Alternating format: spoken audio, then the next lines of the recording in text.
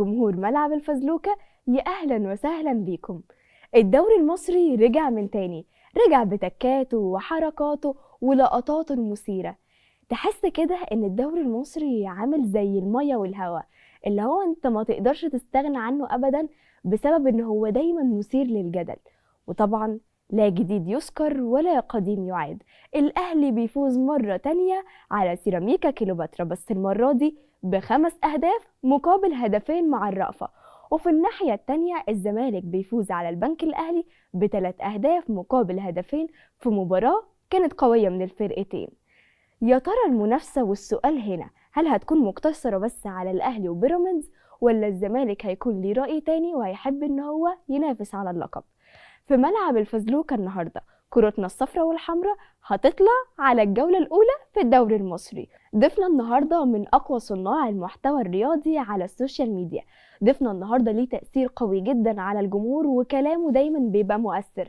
ضيفنا النهاردة هو أحمد عبد الناصر. تعالوا نروح فاصل ونرجع نشوف حلقة قوية إن شاء الله مع عبد الناصر. نروح فاصل ونرجع لكم تاني.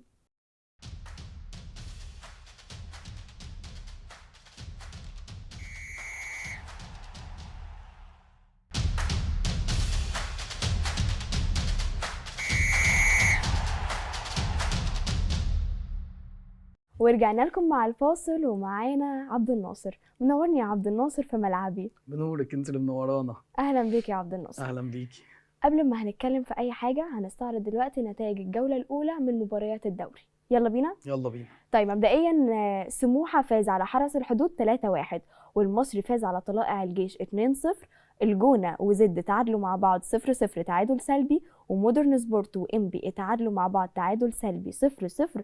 بيراميدز وبتروجيت اتعادلوا 1-1، والاتحاد السكندري فاز على فاركو بنتيجه 1-0. الزمالك فاز على البنك الاهلي ب3-2، والاسماعيلي اتعادل مع غزل المحله 0-0، والاهلي فاز على سيراميكا كيلوباترا ب5-2. يلا بينا نبدا. يلا بينا. يلا بينا.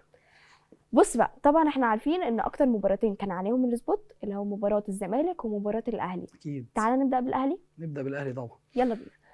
هنبدا بالاهلي. كلنا شفنا الشوط الاول، جمهور النادي الاهلي شافوا الشوط الاول. هل انت كنت متوقع ان الاهلي الشكل او التكتيك اللي كولر كان بيلعب بيه في الشوط الاول هو اللي كان هيبقى بيه بالشوط الثاني؟ لا، هو انت ماتش الاهلي اللي فات ده الشوط الاول حاجه، الشوط الثاني حاجه ثانيه خالص. تحس ان ماتشين مختلفين عن بعض اصلا. ما كانش فيه اي تشابه بين شوط اول سيء جدا من الاهلي، مع ان انت خارج فيه كسبان 2-1، لكن ادائك في الماتش كان سيء جدا، وكان جماهير النادي الاهلي مش راضيه خالص على اداء الاهلي في الشوط الاول. فرق كبير جدا الشوط الثاني، وتحول كبير جدا في اداء النادي الاهلي اللي نزل الشوط الثاني اكتسح الملعب حرفيا، اكتسح سيراميكا، كسب بسكور كبير وضيع هجمات كتير جدا. فالشوطين مختلفين عن بعض تماما طبعا. لما الشوط الاول خلص بنتيجه 2-0 للنادي الاهلي، هل انتوا كنتوا 2-1. 2-1. لما الشوط الاول خلص بنتيجه 2-1 للنادي الاهلي، هل جمهور النادي الاهلي كان مطمن؟ اكيد ما كناش مطمنين من النتيجه 2-1 انت كسبان، لكن الاداء ما كانش يطمنك ابدا. الشوط الاول لما خلص سيراميكا هجم عليك اكتر بكتير، سيراميكا ضيعت كتير. نجم الشوط الاول في النادي الاهلي محمد الشناوي صادت لك فرصه واثنين وثلاثه، فرص محققه مش مجرد فرص، في فرق بين فرصه وبين هدف، في اهداف محققه 100%. لولا تالق محمد الشناوي كانت اجوال. انت تخرج من الشوط الاول من غير تصديات محمد الشناوي، انت تخرج خسران من الشوط الاول، غير ان انت سجلت الجول الثاني كمان في اخر الشوط من كره ثابته سجلها اسامه ابو علي. ده كان سهل جدا تخرج من الشوط الاول متعادل او خسران. فالاداء طبعا ما كانش يطمن الجماهير خالص. وسام ابو علي بما اننا بنتكلم عليه، ماركه مسجله دلوقتي بالنادي الاهلي طبعا. شايف ان وسام ابو علي كافي في النادي الاهلي؟ كافي لوحده يعني؟ لوحده؟ لا طبعا، لا طبعا. كافي ازاي؟ النادي الاهلي اقل حاجه انت المفروض يكون عندك 3 مهاجمين موجودين عندك في الفرقه. انت فريق اصلا بيهاجم، ايا كان بتلاعب مين تلعب في الدوري انت بتهاجم كل الفرق بلا استثناء، الا مثلا ماتش الزمالك وماتش بيراميدز اللي ممكن يكون في بعض التوازن شويه. باقي الفرق انت بتلعب جيم هجومي، فطبيعي ان انت تكون محتاج كذا مهاجم موجود عندك في السكواد. تلعب في افريقيا كل ماتشاتك اللي على ارضك وماتشاتك اللي بره ارضك كمان، ما عدا بعض الفرق البسيطه اللي ممكن تكون بتلعبها بفكر متحفظ شويه، انت محتاج مهاجمين موجودين عندك كتير. فوسام لوحده اكيد مش كفايه. صح، اكيد مش كفايه. انت لما تيجي تفكر ان انت عندك وسام ابو علي هو المهاجم الوحيد يعتبر دلوقتي، لان كهربا ما فيش قناعات بيه خالص من مارسيل كولر، فانت تقريبا عندك وسام ابو علي بس كراس حربه دلوقتي. لا قدر الله في اي وقت لو حصل له اي اصابه، إصابة. سواء اصابه وقت قليل سواء اصابه فتره طويله، انت هيبقى عندك مشكله كبيره جدا جدا جدا. اتأقلم مع الفريق أسامة أبو علي. هتأقلم بسرعه جدا، تأقلم بسرعه جدا. ايه رأيك ودخل في الفريق. مستوى أسامة أبو علي في الفترة مستوى الحالية أسامة أبو أو من علي، ساعة ما جه النادي هو الأهلي؟ أسامة أبو علي فوق التقييم دلوقتي. أسامة أبو علي المهاجم المتكامل اللي الأهلي كان بيدور عليه من بعد يعتبر عماد متعب وفلافيو. ما جالناش كواليتي بالكواليتي ده خالص. الجمهور بيقول عليه القناص. متكامل، أنا مسميه المتكامل، مهاجم متكامل حرفيا. طب ايه اكتر حاجة بتعجبك فيه او مثلا بتقول ان هو لا مهاجم مميز عن باقي المهاجمين لا هو الموجودين؟ مميز في كل حاجه. اسامه ابو علي لسه بقول لك هو متكامل. اسامه ابو علي لما تيجي تقيميه كمهاجم هتلاقي اهداف بدماغه، بيسجل اهداف بدماغه. لسه مسجل جول عالمي الماتش اللي فات امام سيراميكا كليوباترا بالراس، مع ان احنا كان بقالنا كتير بندور على المهاجم التسعه اللي يعرف يسجل لنا اجوال بالراس، دي كانت قليله جدا في الاهلي. بيسجل بدماغه، بيسجل بيمينه، بيسجل بشماله، بيعمل اسيستات. الماتش اللي فات عامل اسيست لطاهر، الجول الخامس اسيست ما يعملوش راس حرب، وبيسجل من فاولات، كرات بيسجل ثابتة. فاولات، ضربات جزاء كمان. فهو أيوة. مهاجم متكامل حرفيا. الاهلي وجد ضلته في اسامه ابو علي بعد ما كنا بندور فتره كبيره جدا على راس حربه ومش لاقيين. ريمونتادا الاهلي في مباراة سيراميكا، الشوط الاول زي ما اتكلمنا حاجة، الشوط الثاني حاجة تانية. ايه اللي عمله كولر خلى سير المباراة يتغير او خلى الاهلي يرجع تاني؟ احنا الفتره اللي فاتت مع الاهلي في ماتشات بنلعبها بشكل كويس جدا. يعني انت لما تيجي تبصي، سيبك من مباراه سيراميكا، تعال نبص قبليها. لعبت السوبر الافريقي بشكل سيء جدا جدا كاداء، ماليش دعوه بالنتائج دلوقتي، كاداء النادي الاهلي في الملعب كناش حلوين خالص. بعد كده لعبنا ماتش سيراميكا كليوباترا نص نهائي السوبر المصري، برده كنا سيئين جدا. لعبنا الفاينل قدام الزمالك كنا كويسين جدا. فانت في ماتشات بيبقى مستواك حلو قوي، وماتشات فاينل السوبر المصري، فاينل السوبر المصري مستواك كان كويس جدا قدام الزمالك، حتى انك كسبت بضربات الترجيح في الاخر، لكن انت مستواك في الملعب كنت احسن بكتير وكنت تقدر تكسب. ففي ماتشات مستوانا بيبقى عالي جدا فيها، وماتشات تانية مستوانا بيكون سيء قوي. لكن في الماتش ده انا شايف ان نقطه التحول كانت في تغيير نص الملعب، ان انت نزلت محمد مجدي قفشه واعتمدت على 2 في نص الملعب لعيبه عندها القدرات الهجوميه، قفشه وامام الاثنين مع بعض. وده الطبيعي، الاهلي فريق هجومي، ما ينفعش العب ب3 في نص الملعب، 2 عندهم الامكانيات الدفاعيه او المهام الدفاعيه هي اللي بيعملوها بشكل اكبر، ولاعب واحد بس اللي بيديني الامكانيات الهجوميه. بما اننا بنتكلم ان قفشه هو اللي دايما بيصنع الفارق، دلوقتي قفشه دايما بينزل كبديل، هل شايف ان قفشه ينزل اساسي بعد كده؟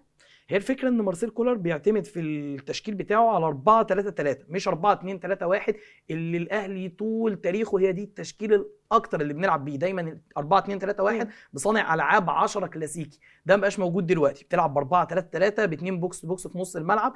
فهو بيحب دايما يميل للتامين اكتر، بيلعب بمروان، بيلعب معاه امام، كوكا بقى، او لو مش كوكا مثلا كان بيلعب باكرم توفيق في نص الملعب. لعيبه اكتر عندها المهام الدفاعيه اكتر. انا نفسي ان محمد مجدي قفشه يكون اساسي هو وامام، 2 لعيبه بيهاجموا. يعني قفشه مش بيلعب عشان ادواره الدفاعيه مش اقوى؟ اكيد هو ادواره هجوميه اكتر طبعا. كولر هجوميا اكتر صح كده؟ هجوميا، محمد مجدي قفشه هجوميا طبعا اكتر، وده اللي احنا عايزينه، وده اللي بينجح مع الاهلي اكتر، ان الاهلي يكون بيلعب جيم هجومي ايا كان مين الفرقه اللي قدامك. هو ده اللي احنا عايزين نشوفه، ان ثلاثيه نص الملعب يكون فيها 2 لعيبه بيهاجموا، اللي هم دلوقتي في السكواد بتاعي امام عاشور ومحمد مجدي قفشه. مظبوط. ماتشات كتير بنشوف امام عاشور ممسوك، فعلشان كده بيبدا ان هو ينزل قفشه مكانه. صح، قفشه بيصنع الفارق طبعا. هل ساعات الجمهور بيقول ان قفشه افضل من امام عاشور، وفي البعض بيقول ان امام عاشور افضل من قفشه؟ ايه رايك في الكلام ده؟ انا شايف ان الاثنين لعيبه مميزه، ده عنده حاجات وده عنده حاجات، هم مش متشابهين في حاجات كتير. الاثنين بيدوك وظائف هجوميه لكن كل واحد فيهم مختلف في الملعب. كولر بيلعب بالخطه دي كتير، ان هو ينزل امام وقفشه مع بعض. بتنجح طبعا. الشوط الثاني ما احنا شفنا ده في ماتش سيراميكا لما نزلوا الاثنين مع بعض الشوط الثاني، الاهلي بتنجح في كل الماتشات. في اغلب الماتشات طبعا هتنجح، في اغلب الماتشات انت بيبقى شكلك الهجومي اكيد افضل بكتير. انت لسه كنت بتقولي دلوقتي ان امام عاشور في ماتشات كتير بيكون ممسوك، صح. بيكون في لعيب هو سيراميكا عشان بيلعب جيم مفتوح، فشفت ان امام وقفشه الاثنين نفعوا مع بعض، تألقوا بشكل كبير جدا. لكن في الجيم بقى اللي هو بيبقى مقفول، هو الجيم المقفول ده انا فريق متكتل امامي ورا، لكن الاتوبيس زي ما بيقولوا قافل اللعب وما عنديش فرص كتير. انا محتاج لعيبه تخلق لي حلول في الملعب. لما بيكون امام لوحده ومعاه في نص الملعب مروان وكوكا زي ما شفنا مثلا اخر ماتش، الاثنين ما عندهمش الكره الهجوميه المتطوره اللي موجوده عند قفشه او عند امام. فانا اكيد ببقى محتاج اكتر من مفتاح لعب يكون موجود عندي في الملعب. مظبوط كلامك. نروح على مباراه الزمالك. نروح على مباراه الزمالك. طيب قبل ما هنتكلم فنيا في مباراة الزمالك، هنتكلم عن الأخطاء التحكيمية. طبعا.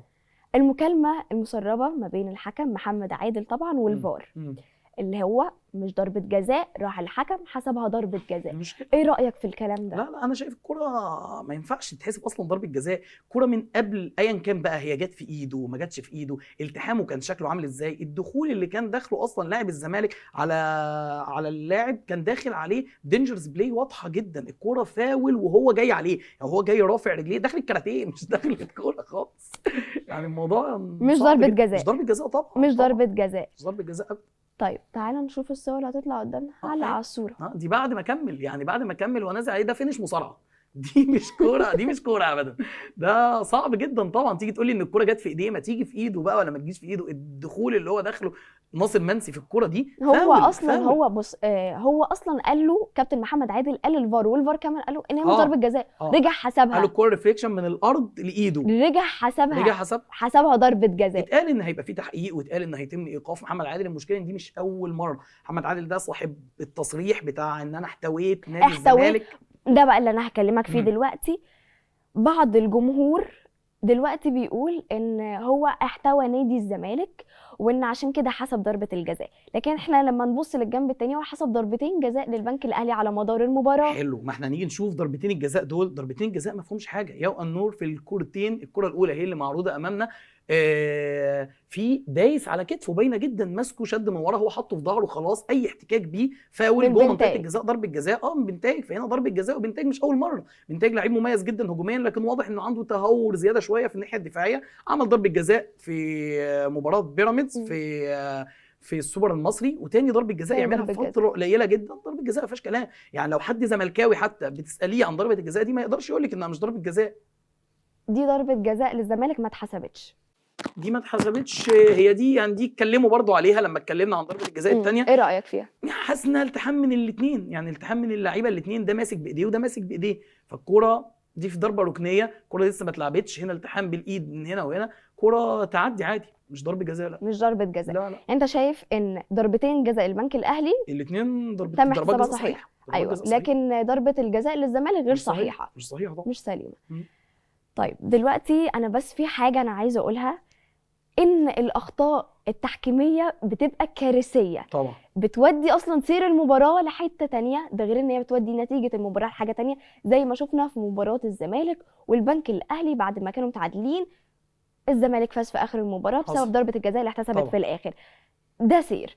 لكن الحاجه التانية اللي هنتكلم فيها ان الجمهور بيتكلم ان الحكم بيبقى ليه انتماء، شويه يقول لك ده انتماءه اهلاوي والتاني يقول لك ده انتماءه زملكاوي، فبالتالي بيبقى الجمهور ما عندوش ثقه في التحكيم المصري.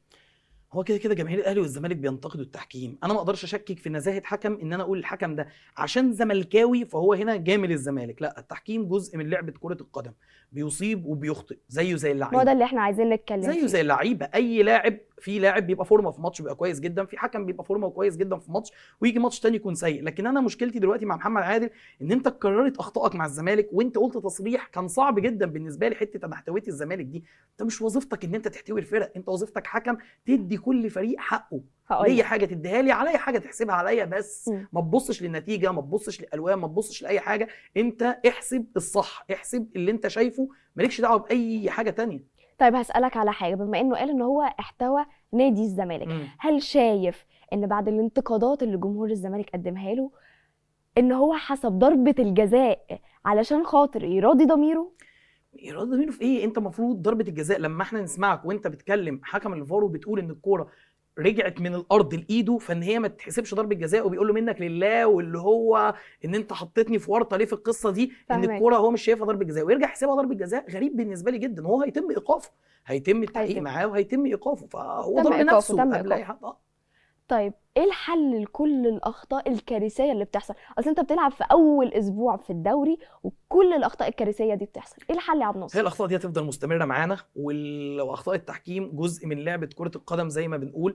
انا دايما ما بعلقش فشلي ابدا على شماعه التحكيم. التحكيم بيأثر في ماتش، يعني اثر دلوقتي مع الزمالك ان هو الزمالك كسب المباراه وما كانش يستحق انه يكسبها، كان الماتش هيخلص 2-2 بالتعادل وياخد نقطه، خد 3 بوينت مكانهم.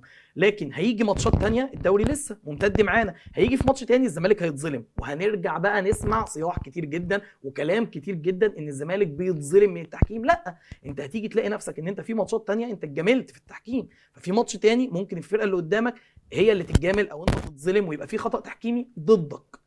لكن في النهايه اخطاء التحكيم بتاثر. انا بشوف ان الدوري الفريق الاقوى هو اللي بياخد الدوري في الاخر. مباراة الزمالك، هل جوميز أدارها صح؟ بعيد عن الأخطاء التحكيمية، أدارها صح؟ المباراه الاخيره المباراة الأخيرة. لا، المباراه الاخيره ما تمش ادارتها بشكل كويس جدا.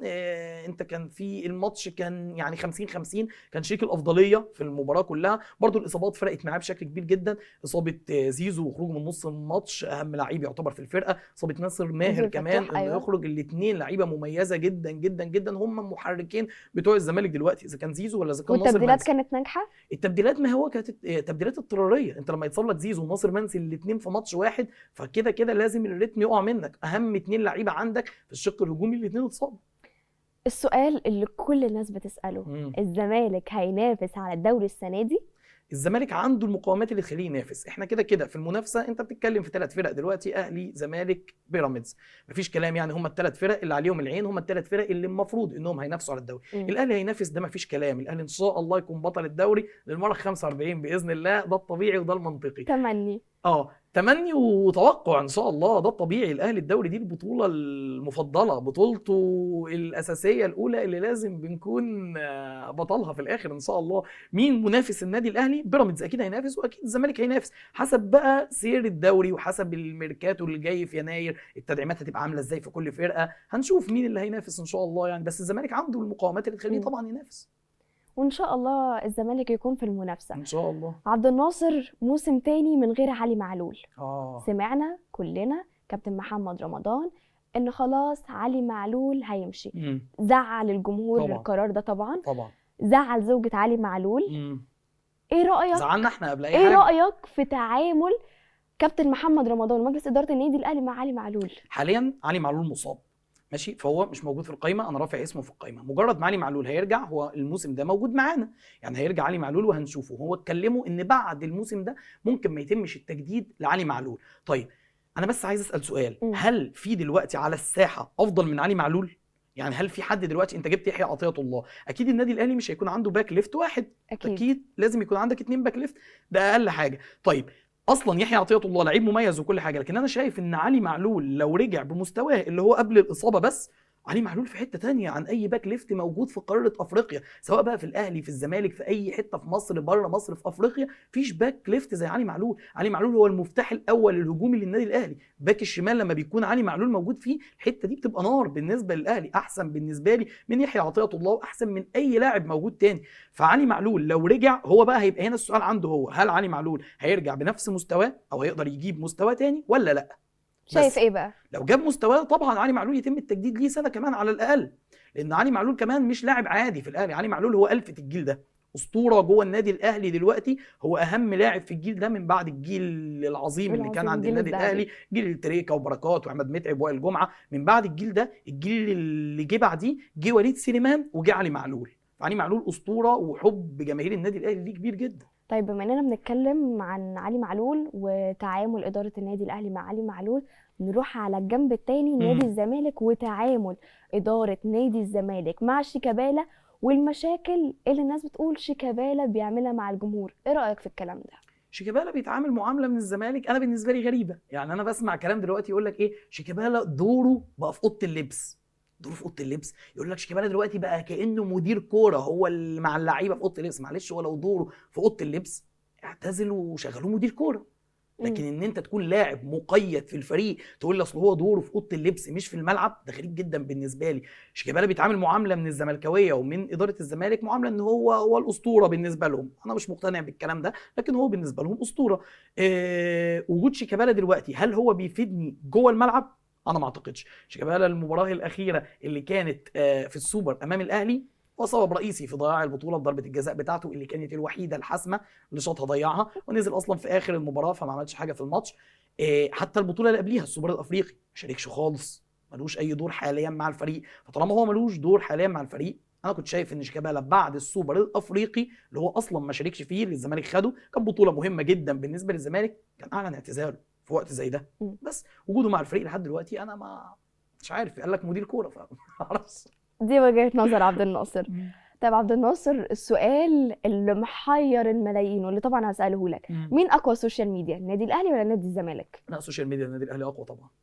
سوشيال ميديا النادي الاهلي اقوى كبيدجات، كصناع محتوى، اكيد سوشيال ميديا النادي الاهلي. سوشيال ميديا الزمالك بيعتمدوا اصلا جزء كبير جدا منهم على ارضاء جمهور النادي الاهلي، لان جمهور النادي الاهلي هي الشريحه الاكبر بشكل كبير جدا، فانت بتعتمد بشكل قوي جدا على ان انت ترضي جماهير النادي الاهلي، عكس سوشيال ميديا الاهلي اللي مش هتعتمد على ارضاء سوشيال ميديا، ارضاء جماهير الزمالك ابدا. انت مركز مع جمهورك اللي هو الشريحه الاكبر، فانت مش محتاج ان انت ترضي مثلا جمهور الزمالك. بتتكلم في الصح، بتتكلم كوره، بتقول اللي ليك وبتقول اللي عليك، لو الزمالك عمل حاجه كويسه بتتكلم عنها، لكن انت في الاول وفي الاخر سوشيال ميديا النادي الاهلي مكتفيه بجماهيرها، سوشيال ميديا الزمالك مش مكتفيه بجماهيرها. عايزه اجابه منك يا ايه لا. صناع المحتوى على السوشيال ميديا، بما انك صانع محتوى، والصفحات على السوشيال ميديا، هل مؤثره على الجمهور ولا لا؟ على الجمهور طبعا مؤثره جدا، مؤثره جدا جدا جدا. دي مؤثره كمان على مجالس الادارات وعلى القرارات اللي بتتاخد بشكل كبير. فطبعا السوشيال ميديا دلوقتي تاثيرها قوي جدا وواضح جدا يعني. معك حق. دلوقتي هندخل على فقرتي المفضله في البرنامج، فقره تنفيذ الاحكام. الفقره اللي بنخاف منها. قبل ما هندخل على فقره تنفيذ الاحكام واقول لك ايه الاحكام، هنروح فاصل وهنرجع تاني وهنحكم على عبد الناصر ومش هنسيبه. مش هيحصل. تعال نشوف. يلا بينا. هنروح فاصل ونرجع لكم تاني.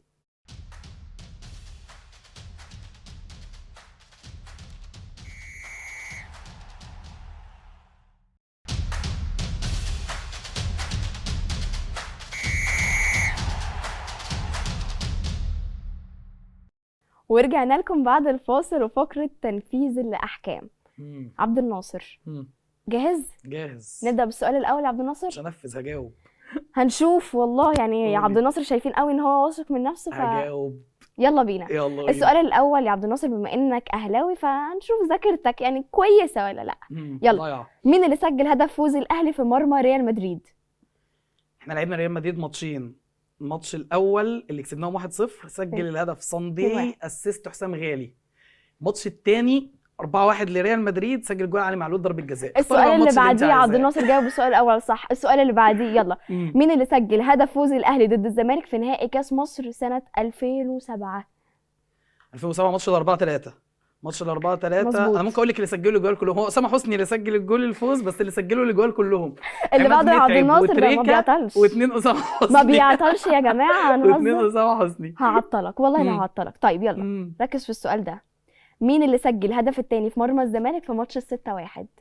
الايه تاني؟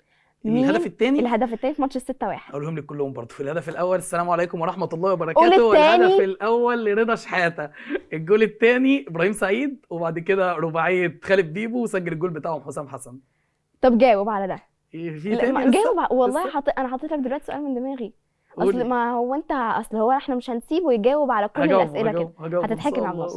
ايه اول منصب تولاه عادل القيعي في النادي الاهلي؟ هو ده الرياكشن اللي انا عايزاه. اول منصب تولاه عادل القيعي. لو عايزت ادي لك اختيارات لو عايز. اديني اختيارات. طيب ماشي اديني اختيارات. ده سؤال من بره المنهج. طب ما تفكر. لا اديني اختيارات. مش شاطر يا عبد الناصر ولا شاكك والله في حاجه، بس اديني اختيارات. شاكك. طيب متحدث رسمي باسم مجلس الاداره، مدير عام لقطاع تنس الطاوله، عضو بلجنه التعاقدات بالنادي الاهلي. انا شكلي هنفذ احكام. عضو بلجنه التعاقدات. صح؟ غلط ولا صح؟ قلت لك هتعطل غلط. قلت لك هتعطل. ده سؤال من بره المنهج، انت قايله جايباه من دماغك. من دماغي. ماشي. عرفت بقى ان انا دماغي ديت شغاله. ماشي مصممه ان انا اقع فوق السؤال. ماشي. طيب اقول لك الاجابه هي ايه؟ انت ما عرفتش الاجابه. انت ما عرفتش. مدير عام لقطاع تنس الطاوله. ايوه سنه 1965. يلا كسبت معلومه معانا يا عبد الناصر. ماشي وقعتيني برضه. تنشن ولا تنطط؟ انشن. نجرب التنشين. طيب ماشي. يلا بينا هنروح على النشان على طول. ولو عبد الناصر ما نشنش يبقى عبد الناصر مش شاطر يا جماعه. لا هنشن. يلا بينا هنروح ونشوف. هنروح فاصل ونرجع تاني. يلا بينا.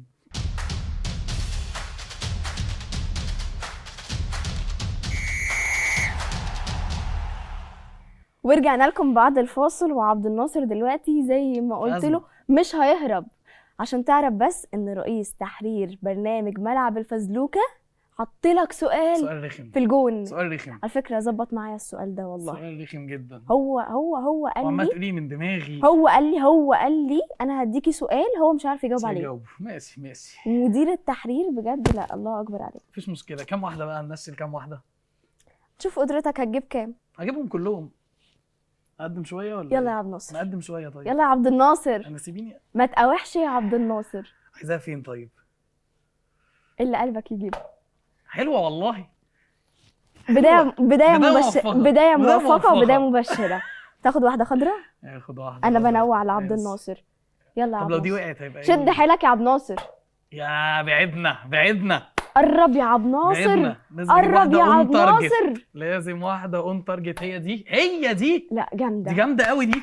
دي جامده قوي دي. حقيقي قريبة قوي، قريبة جدا يا عبد الناصر. جدا. دي خلاص، دي هي اون تارجت في يعتبر. النص بقى. يلا شد حيلك يا عبد الناصر.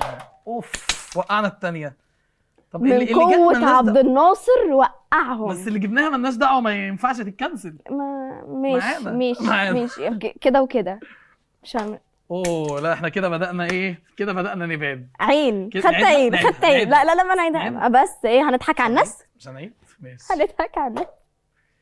تعيد. احتفال طاهر محمد طاهر. ايوه بيحتفل احتفال محمد نفس احتفال. وانا كأنه طاهر. بص جايب كله صح. ما انا جبت على فكرة 4 وفي واحدة بس هي اللي وقعت فكويس. لا كويس. بجد عاش عليك يا عبد الناصر. بس اول حاجه قبل يا جماعه، لازم في نتدرب حاجه انا عليها. عايزه اديها لعبد الناصر بجد، لانه هو كان مان اوف ذا ماتش في حلقه النهارده. عبد الناصر عمل معانا حلقه قويه، كاس ده؟ جاوب على كل الاسئله. لا مش الكاس ده، حاجه كاس تانية، العالم؟ حاجه تانية معموله من برنامج ملعب الفزلوكه. ماشي. الكاس ده هديهولك بعد ما نخلص. ماشي. تعالوا بس الاول هنروح نجيب هديه عبد الناصر ونرجع لكم تاني.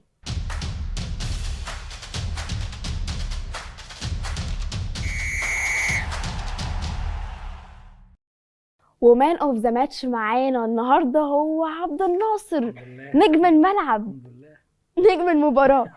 في مفاجآت تاني ولا ايه؟ لا عبد الناصر، هي دي كانت اخر حاجه الصراحه. اوه. ملعب الفزلوكه بيقدم مان اوف ذا ماتش، هديه رجل المباراه لعبد الناصر. اتفضل. ايه الحلاوة دي؟ لا جميلة جدا. تستاهل يا عبد الناصر. جميلة كنت قد جداً التحدي جداً النهارده. جداً. جاوب على اسئله كتير النهارده. في الاخر ما عرفش، هو سؤال واحد اللي هو طبعا ما سؤال عرفش واحد. يجاوب. سؤال بره المنهج ده. بص مدير التحرير وقعك. حصل. وقعك. حصل حسابي معاه بره. عبد الناصر نورتنا، قدمنا حلقه قويه. مبسوط ان شاء الله جداً. نكون اتكلمنا في حاجات كتير مفيده ان شاء الله تفيد الناس. واخر حاجه انا عايزه اقولها، في حاجه انت عايز تقولها قبل ما لا انا نختم؟ مبسوط جدا والله، وحلقه جميله والتجربه كلها جميله جدا، وان شاء الله من نجاح لنجاح ودايما مكسره الدنيا كده. شكرا يا عبد الناصر، وان شاء الله البرنامج يبقى باذن الله يكسر الدنيا دايما.